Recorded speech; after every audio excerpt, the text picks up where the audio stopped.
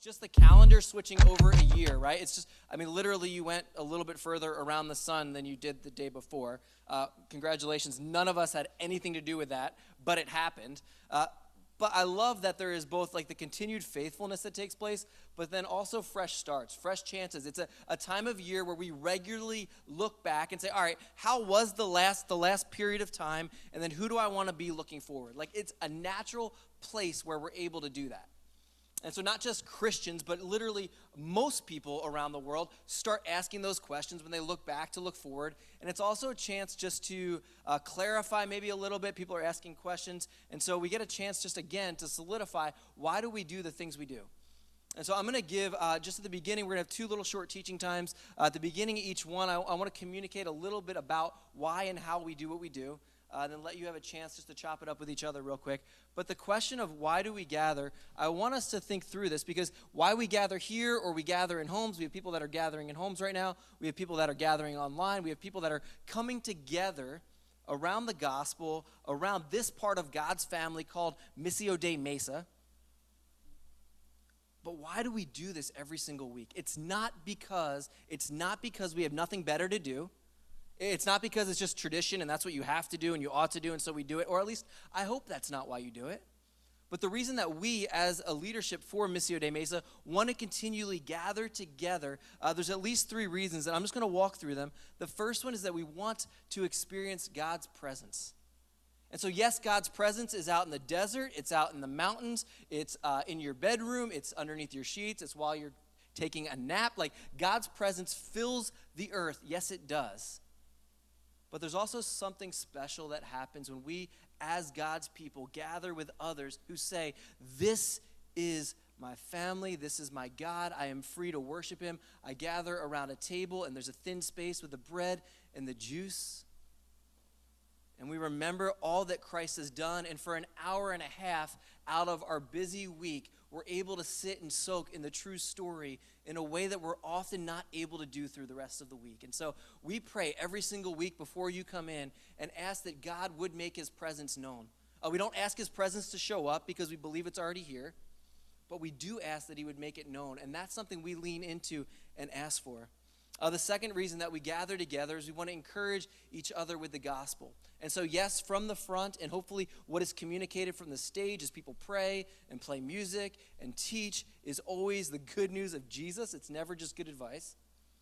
But then even if you look at the background picture, as you're talking to each other, part of the reason we gather is so that you're able to speak and encourage good news to one another. Like we want you, as you sit there, part of the reason that we have you gathered in one space is so that Jay can talk to Brittany and encourage her with the good news. Or so that Gabriel can talk to Joaquin and tell him good news in a way that's a little bit different than normal. Each other. We want to encourage each other. The conversations that happen back and forth and from the stage are meant to encourage each other, not just give advice. Here's how you might want to live if you want to live your best life now. But here's the good news of Jesus and how it shapes all of life. And then the third reason that we gather together is to equip the Missio Mesa family to faithfully take up our role in God's story or God's mission. We believe that God is on a mission. He has been from creation all the way through to new creation. And then that mission in this act of the story has a church. It's not so much just that the church has a mission and so we need you to go do something, but God's mission has a church. And we want to be equipped to faithfully play our role in that story. And the implications of that are so diverse. They're so diverse. And so we can't cover it every single week, all the implications. But hopefully what we communicate every week does equip you to more faithfully be whatever it is that God has called you out to be in the world most of the week. This 90 minutes is a great little window for us. But it is not the totality of your life. Most of your life is lived in a different home, hopefully. I don't think any of you sleep here. One time I almost locked somebody in here and he almost slept here. That's a different story for a different day, but you can hear it afterwards. But that's a different story. But you guys live in different areas. You work different jobs. You play in different spaces. You hang out with different friends. Hopefully this isn't the total amount of your friends, but there's other friends that have yet to know Jesus. And so we want to equip you to faithfully take up your role in God's story, to have you equip each other and pray over each other so that you're able to do that. So those three things: one, experiencing God's presence; two, encouraging each other with the gospel; and then three, being equipped to faithfully take up your role in God's story. I'm going to let you turn towards each other one more time, and then we're going to open up to John 15. But just ask this question. Out of those three, is one of those more compelling or more exciting than the others to you in this season? You don't have to be super stoked about all of them all the time, or maybe one of them resonates a little bit differently. Maybe you're in a season where you're like, man, I just want to be equipped, or man, I just need to step back and I want to experience God. Or I'm in a place where I just need to speak good news. I want to speak good news to friends. Whatever that is, turn towards a few people around you and just answer that. One of those three things, do they stand out to you more than the other? And then I'll pull us back in just 2 minutes. So turn towards each other and go ahead and answer that. Hopefully for you, even as you look at those things, you're like, man, some of them overlap. Like I get encouraged as I'm experiencing God's presence, and then out of that, I'm compelled to go act. Hopefully they're not isolated events, but they really do overlap. But each of those are different windows that hopefully we come into this gathering for.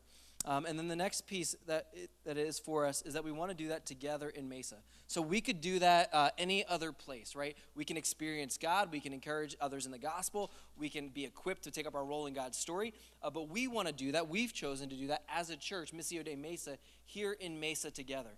And that leads into why we even live stream. And so that might seem a little bit different, because if you would have told me this time last year, like, to catch this, right, just a year ago, if I would have been starting off January in 2020 with my 2020 vision, right, because everybody had 2020 vision, I tried so hard not to do that, like, catch 2020 vision, but then it just rolled off the tongue, doesn't it? But then everybody had their 2020 vision, and then March hit, right, and it all got, like, kicked to the curb, and it didn't matter what you were doing. But if you would have told me, if I would have stood up here in January of 2020 and said, hey, here's our vision, that we're going to gather locally and then also live stream, how many of you might have thrown something at me? Be honest. Okay, yeah, go ahead. You can be honest. Yeah, that's right. Those that were around, they're like, totally would have thrown something. And it would have been hard. Like, you would have been ducking. Because it wasn't something in our frame of reference to say, how could that be helpful for us as a church? We want to gather together. Why would we put that out over the internet when people could just come in and drive in? And what we've found is that this year we're doing that. And so we're working towards, though, getting that digital space for people to gather. That's why we migrated towards Zoom, to allow people to engage there. But we're doing it so that people who aren't able to gather here physically because of health reasons or travel reasons are still able to live life together as a family. And we want them to do the same things, be encouraging each other in the gospel. That's why we had to make an avenue for them to talk to each other. We want them to be communicating good news to each other, to experience God's presence as they're praying each over digitally.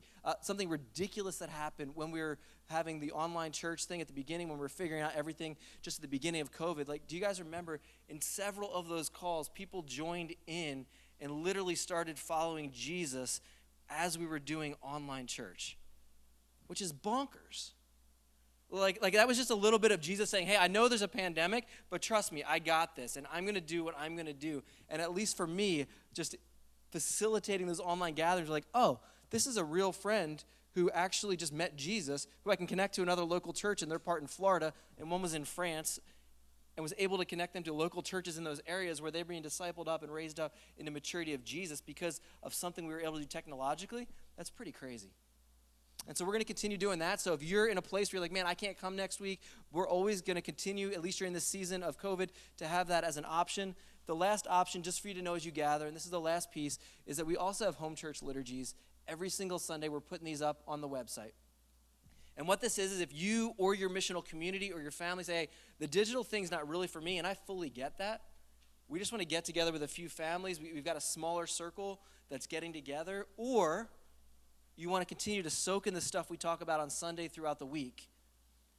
We've got an online liturgy that you can work through from creation to new creation every single week, time in the same text that we're talking through, some questions to ask, to reflect. So if you can't gather here, or you have other friends that want to get exposed to Jesus, but they're not going to come into a space with a bunch of new people in this season of life, feel free to go and gather with them in your home and process these same things. Our hope is that all of you feel equipped to be able to do that sort of thing.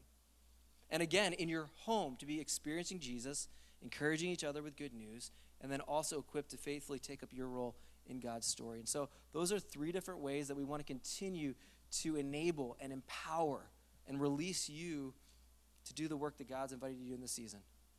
we want to do it together. Those are 3 different lanes on the same street of Missio Mesa. Go in that direction.